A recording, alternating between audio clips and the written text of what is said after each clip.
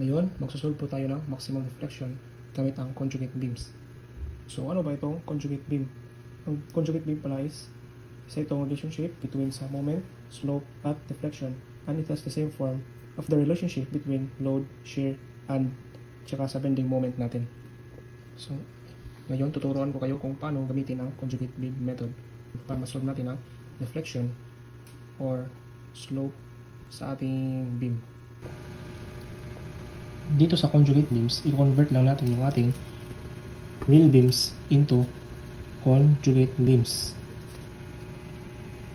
As well as ang ating mga supports, ating i-change yan mamaya, as well as yung loads natin, no? At lang tatanda natin na ang moment is equals to deflection, and then ang ating shear sa ating conjugate beam is equals to the slope sa ating real beam. Ang moment natin sa ating conjugate beam is equals to deflection natin sa ating real beam.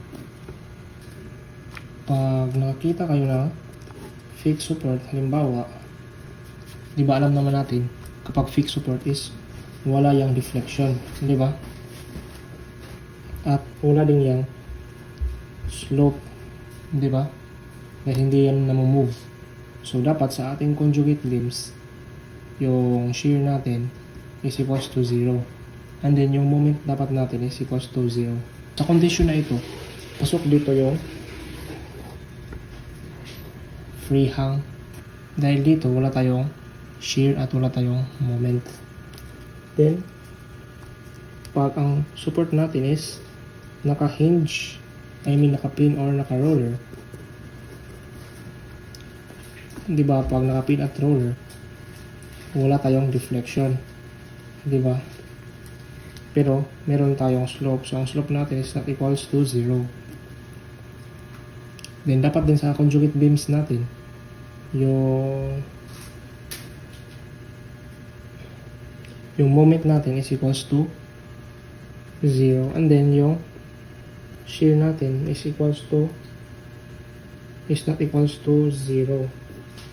Then, ano yung pasok dito na condition? So, pasok dito yung pin and roller support. Same lang sila. Then, pag ang real beam natin is naka-free hang lang. Pag free hang, diba, may deflection tayo. So, ang deflection natin is not equal to 0. As well as yung slope natin is not equals to 0. Dahil nag-deflect to at the same time, meron itong slope pag naka-free hang, diba? Then, sa ganitong sitwasyon, dapat din ang ating moment is not equals to 0. Then, ang ating shear is not equals to 0. And pasok dito, yung fixed support. Diba? Dahil hindi 0 yung moment dito sa ating fixed at the same time, hindi din 0 yung shear natin. At pag yung real beam natin is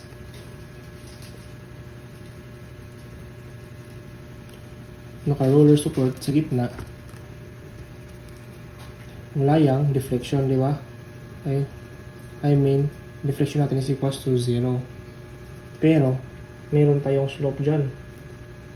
So, ang slope natin is not equals to 0. So, dapat sa conjugate beams natin, dapat ang ating moment is equals to 0. And then, ang ating slope is not equals to 0. Dito, pasok dito yung hinge.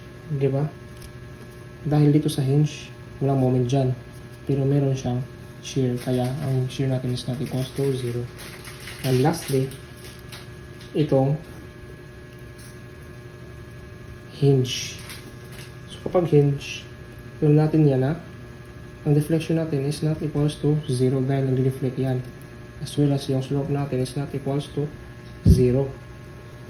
Dito sa conjugate beams, dapat din ang moment natin is not equals to 0. At the same time, yung shear natin is not equals to 0. So, dito na condition na ito, pasok dito yung roller support. Diba? So, i-apply na natin yan dito sa ating sample problem. 8.11. Compute the maximum deflection of this beam. So, first step natin gagawin, obviously, is i-solve natin yung reactions ng bawat supports at dito sa ating fixed supports. Diba? Dito is may reaction natin dito. Sorry. Ito pala ay point A, dito ay B, at ito ay point C. So dito, may reaction natin dito, vertical line, naka-roller. And then dito, since fixed ito, meron itong reaction horizontal at vertical. At the same time, meron din itong moment dahil naka-fix yan, moment A. Para masunod natin yan, i-cut lang natin to sa hinge na part, at hindi natin yan mag-direct makuha ang value dahil marami tayong pag mag-summation ng moment or summation ng forces tayo. Dahil meron tayong 4 na dito. So gamitin natin tong hinge para ma-determine natin yung mga reactions. So first, makakat na lang tayo dito sa left and then dito pa right. So unahin muna natin yung so, ganito lang.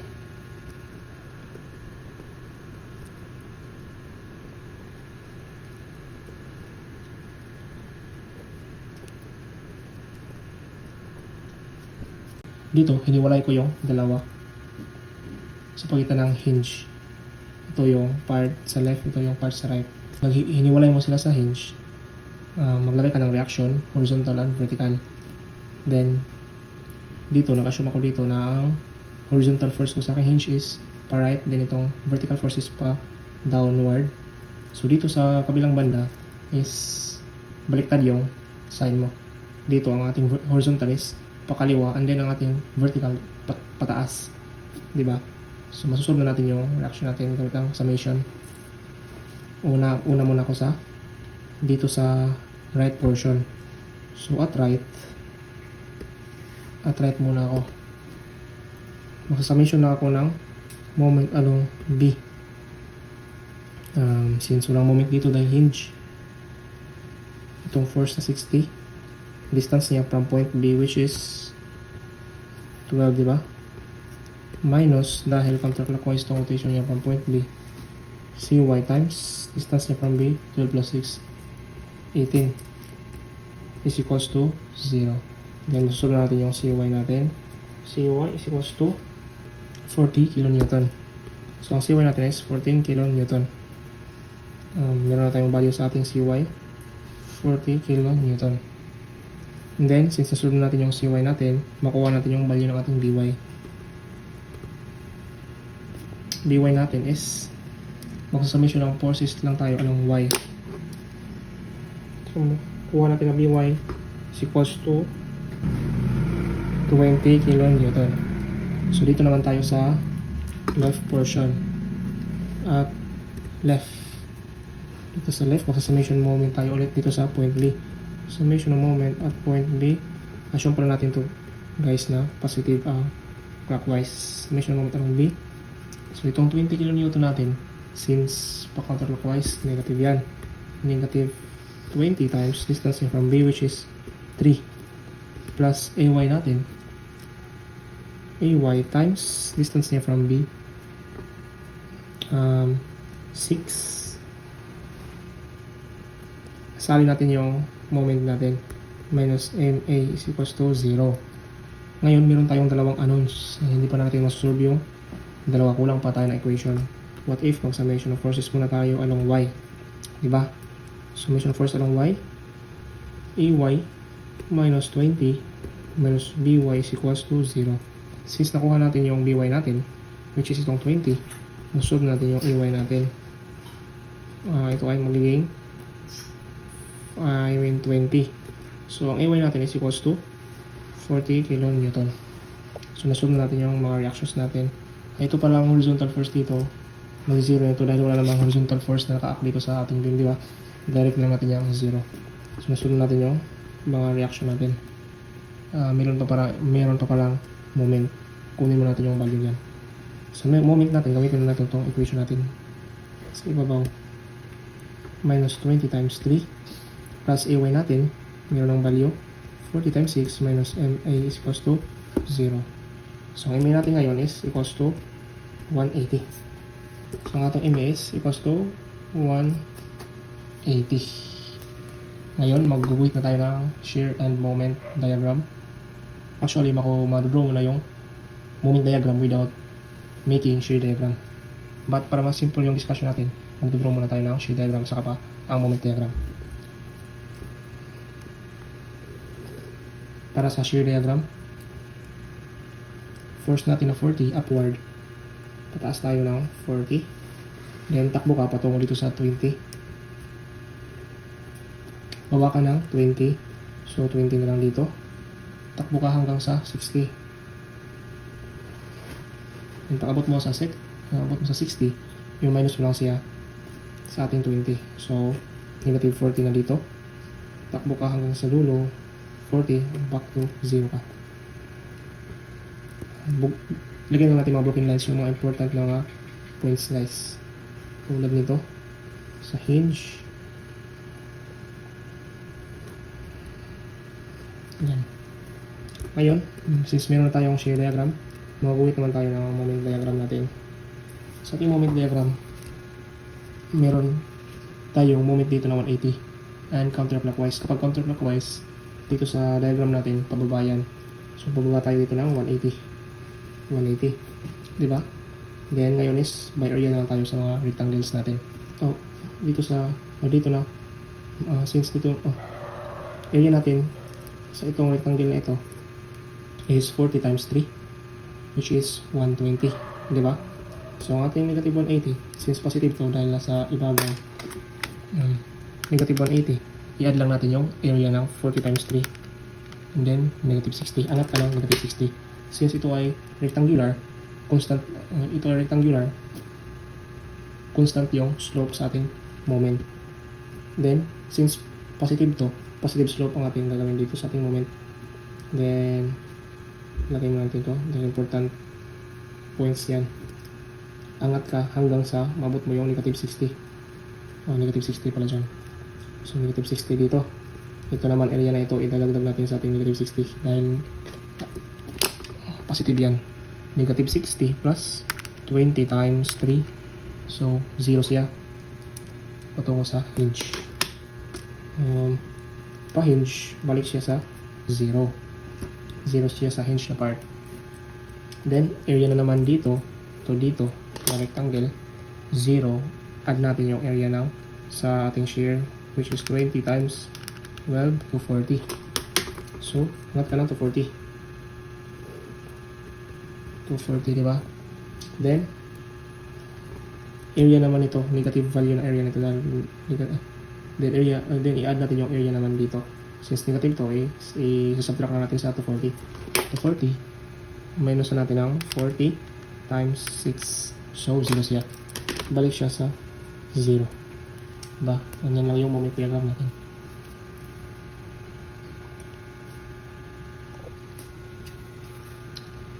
Ito yung moment diagram natin.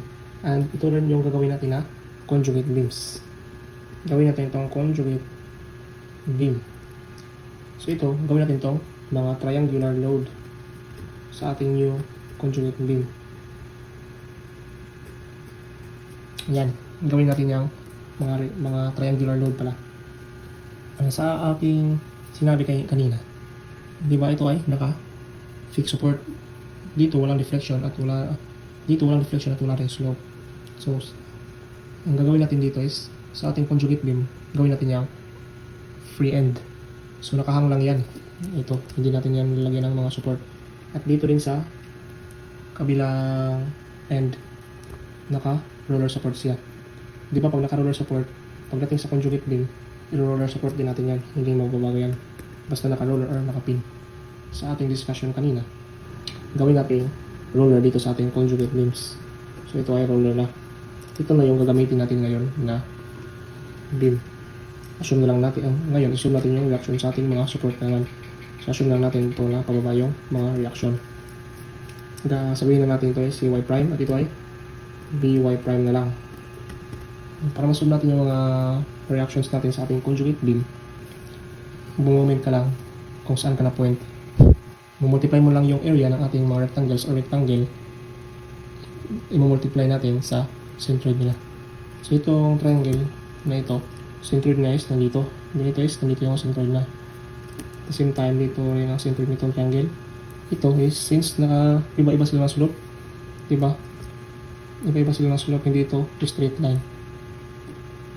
Ganito yung appearance niya. Ganyan din. Sorry guys, ganyan. Hindi talaga to straight line ha. lumiko yan dito. Hindi sila same na slope. Ito, isi-separate lang natin to into triangle and rectangle. Gawin lang natin yan, isang triangle dito, at isang rectangle dito. Para hindi tayo mahirapan. So ngayon, isolve na lang natin muna yung mga area ng bawat parts. Ang area ng ito, 1/2 base times height. So area pala lang ito direct ko na lang pag sulat. So area ng triangle na ito is 1040. 1/2 base times height lang yan. Ito yung height natin to 40, and then ang base natin is ito 12. Dito rin na triangle, ang area dito is 720. Base niya is 6 and height niya is 240. 1/2 base times height. Then sa triangle na ito, area natin dito is 90. And then sa rectangle na ito is area natin is 180. And then sa itong triangle natin dito, area din ito is 180.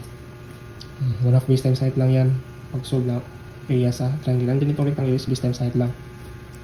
So ngayon, pag solve natin yung mga reactions, mag-summation of moment na lang tayo. Dito lang ako mag-summation of moment sa point B. Summation of moment along point B. Assume natin clockwise positive. Summation of point B. Itong area na 1440, since pa-counterclockwise yung rotation niya from point B, so negative yan. Negative 1440 times distance niya from point B to centroid. So ano yung, saan yung centroid, di ba? 2/3 ng 12. So anong 2/3 ng 12? 8. So 8 yan. Dito din na triangle, pa-counterclockwise din yung rotation niya, negative yan. 720 times distance niya from point B to centroid. 12 plus 1/3 ng 6, which is 2. Diba? So 12 plus 2, 14 yan. Then, itong CY natin, pa-clockwise yung rotation niya from point B. Plus yan, CY times distance niya from point B, which is 12 plus 6, 18. Dito naman tayo sa left side. So, since ito ay pababa, and pa-counterclockwise yung rotation niya from point B, negative yan, negative 90 times centroid niya from point B, which is 2/3 ng 3, 2. Minus itong rectangle natin, 180 times centroid niya from point B, 3 plus 1.5, 4.5. Lastly, itong triangle natin, minus 180 times area times centroid niya from point B, 3 plus 2, 5 is equals to 0. So, masusunod natin yung CY natin. CY natin is equals to, so ang ating value ng CY is 1305.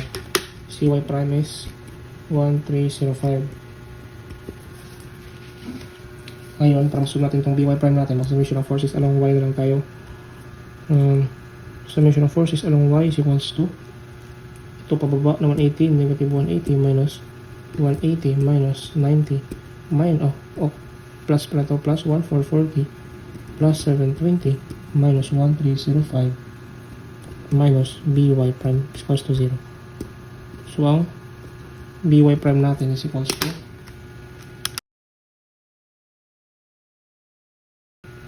405 yung BY natin. 405.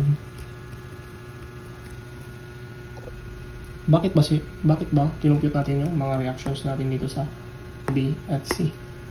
So guys, magamit natin yan mamaya. Kailangan talaga natin yung kunin yung mga reactions natin. So ang ano po dito is compute natin yung maximum reflection, di ba?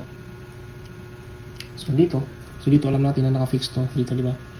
So first is wala itong slope at deflection. So dito lang yung deflection natin. 0 yung slope niya simula, then bumend siya, hinto ka dito sa may hinge na part. Ganyan yung deflection sa may fixed support. 0 slope and then bend. Dito alam naman natin yung deflection ng itong portion na to, di ba? Pang may load dyan is pa-smile yung curve niya, di ba? So idadagdag na lang natin dito sa ating hinge, abrupt change of slope, then to support C. So yan yung assumption natin na deflection. Dito sa point sila, may slope dito. May slope dyan. Samantalang dito, wala nang slope dito. Ngayon, para ma-solve natin yung maximum, kailangan may condition tayo na dapat yung slope natin is equals to 0. Dapat walang angle para ma-maximize natin yung maximum deflection. Dahil kung saan yung angle na 0, saan yung slope na 0, dyan malulukit yung maximum deflection natin. So, ilit lang natin to. Ito ang ating maximum deflection. Hindi pa natin alam kung saan dyan at anong distansya na. At anong distansya na sa ating beam. Diba? Ngayon, nilagdagan ko muna yung papel natin na gagamitin dahil kulang.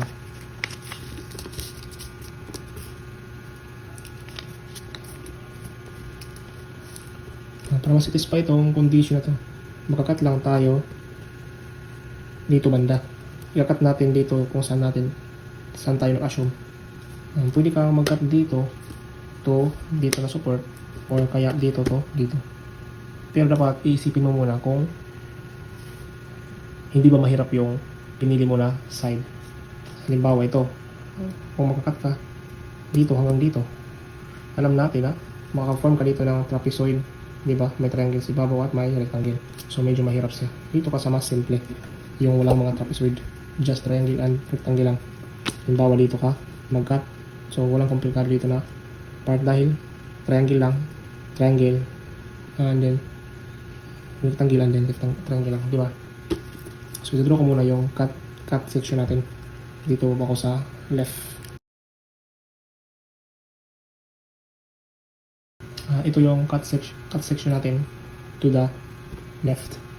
Since nag-cut tayo dito na banda sa ating in-assume na maximum, maglagay tayo dito ng shear. And then, maglagay din tayo ng moment dyan. Then, copy yung reaction niya na 405. Then, ito ang mga area ng mga shape na ito, 180, 90, 180. Dito na banda, i-relate natin tong X para malaman natin kung saan malukit yung deflection natin.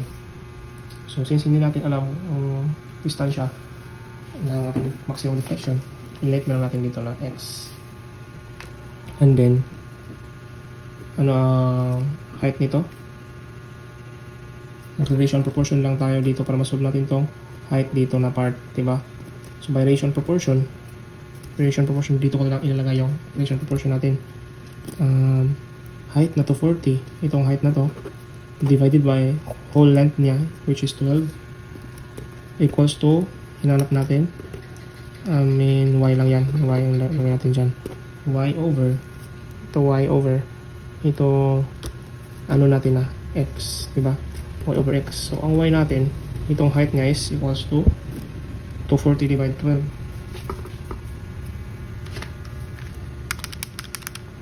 Ah, 20. So 20x yung y natin. Itong height na to, 20x yan. So ma-apply natin yan dito. Since 20x to 20x, diba?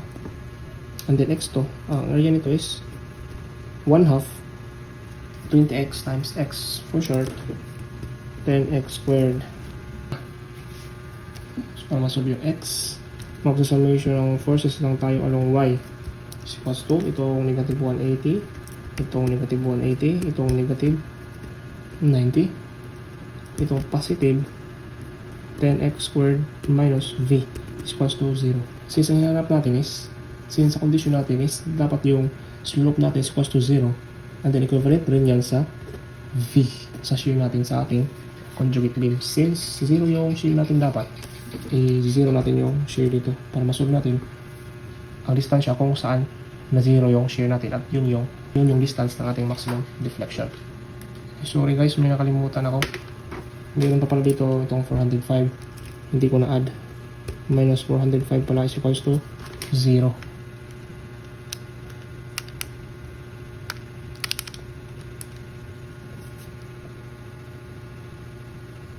So ito yung value ng ating x, 9.2466. 9.247 na lang natin.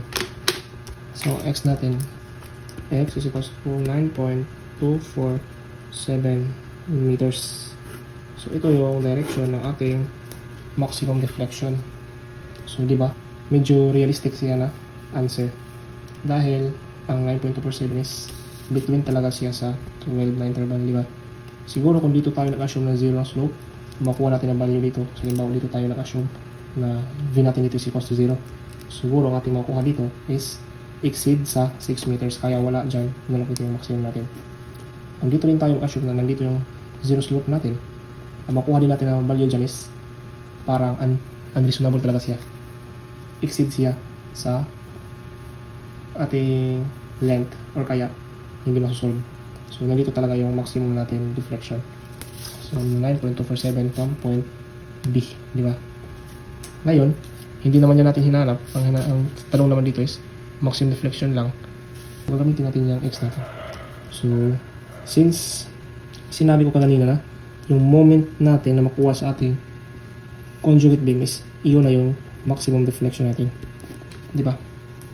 So, mag-summation na moment lang tayo dito na point dahil dito yung kunin natin na deflection. Summation ng moment along B na lang ako. So, itong area ng triangle. Then, x squared times centroid niya 2x over 3. 2x over 3. Tama ba? Dito yung centroid 2x over 3. Minus pala to dahil counterclockwise. Plus m natin itong moment. Then, minus 90 ito. Centroid niya ang B 2. Itong rectangle minus 180 times 4.5 minus 180 times 3 plus 5 is equals to 0. So ngayon makuha natin yung value ng m natin. Since ito x is defined to, diba? I-simplify lang muna natin.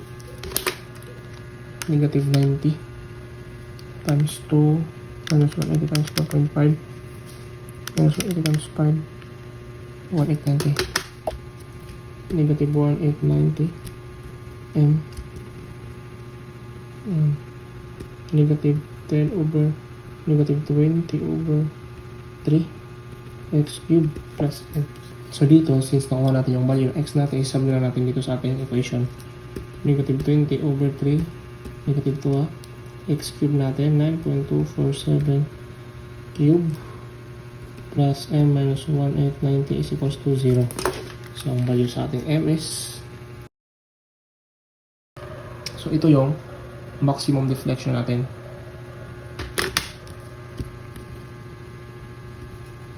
(7,161.22). Lagyan natin ng EI palagi sa final answer natin over EI. So ito yung nakuha natin na moment. Ito rin yung reflection maximum natin. Diba? Downward yan. Diba? Ang dali lang.